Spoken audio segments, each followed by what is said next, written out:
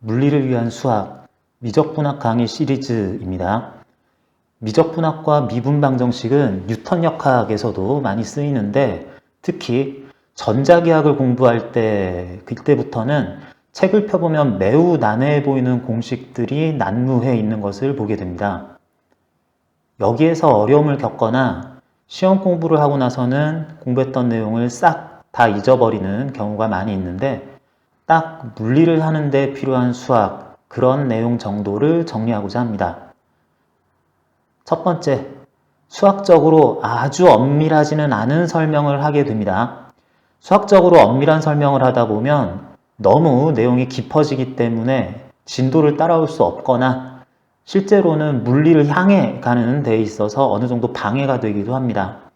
그렇기 때문에 당장 써먹을 수 있는 그 정도 수준의 수학적인 의미를 이해를 하고 연산 방법 정도를 익히는 수준에서 내용을 정리하고자 합니다. 두 번째, 미적분학을 물리, 전자기하학을 공부하기 위한 정도까지만 연습을 합니다. 너무 일반적인 내용을 다 하다 보면 끝도 없기 때문에 일단 책을 읽어야 되지 않습니까? 그래서 딱 그 정도 연습을 할 수 있을 만한 문제까지는 풀어보도록 하겠습니다. 세 번째, 주로 3차원 또는 많아야 4차원 벡터를 다루게 될 것이며 너무 일반적인 수준까지 확장하여 설명하지는 않겠습니다. 뉴턴 역학이나 전자기하학에서는 웬만하면 3차원 벡터를 다루게 되기 때문에 일반적인 벡터 다루는 방법에 대해서 첨자를 많이 써가면서 하다 보면 지금 써놓은 식이 무슨 의미를 가지는지도 확인하기가 힘들고 이 내용이 어떤 의미를 가지는지에 대해서도 실제 좌표를 대입해 보면서 연습을 해보면 충분한 정도로 일단 이해하는 것이 필요하기 때문에 그래서 3차원 벡터 XYZ, R세타 파이가 나오는 식들을 주로 보게 될 것이며 더 넘어가는 내용에 대해서는 자제하는 걸로 하겠습니다. 네 번째, 물리 공부를 하다 보면 이런 상황은 내가 상상이 안 되는데 도대체 어떻게 되고 있는지 이해하는 게 힘들 때도 있어요.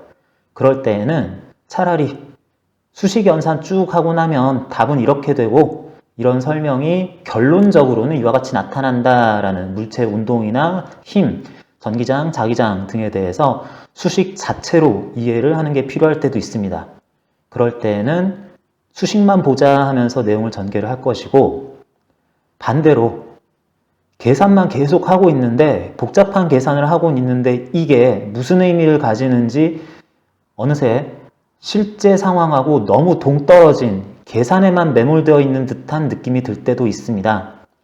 오히려 그럴 때에는 실제 상황에서 적용할 때에는 이런 의미를 가진다라는 것을 의미를 파악해 가며 수식 전개에 대해서 내가 이런 수준에서 이 부분을 수식적으로 알아보고 있는 거구나 라는 것을 어느 정도 이해를 하면서 따라갈 수 있도록 그런 부분에도 추가적인 설명을 좀 하도록 하겠습니다.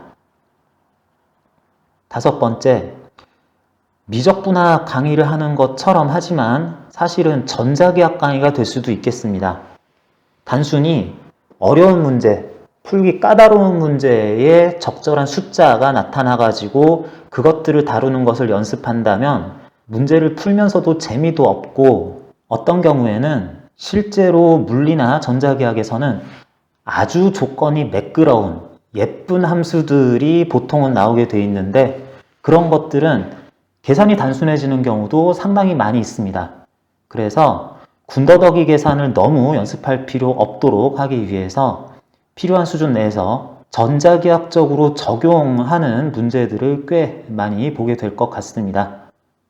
그래서 전체적인 기조는 미적분학에 대한 설명인 것이면서도 전자기하학 강의를 하는 것 같은 그런 내용이 같이 들어가 있는 수업을 하도록 하겠습니다. 물리 공부를 해나가는 데에 필요한 도구를 연마한다는 수준의 설명이 되겠지만 미적분학에 대한 기본 개념을 좀 더 실제적으로 이해를 하거나 어떻게 해서 어떤 상황에 적용되는지에 대해서 꽤 의미 있는 예로 적용해 보는 것을 연습하면서 미적분학 자체의 기본 개념을 이해하는 데에도 도움이 되시길 바랍니다.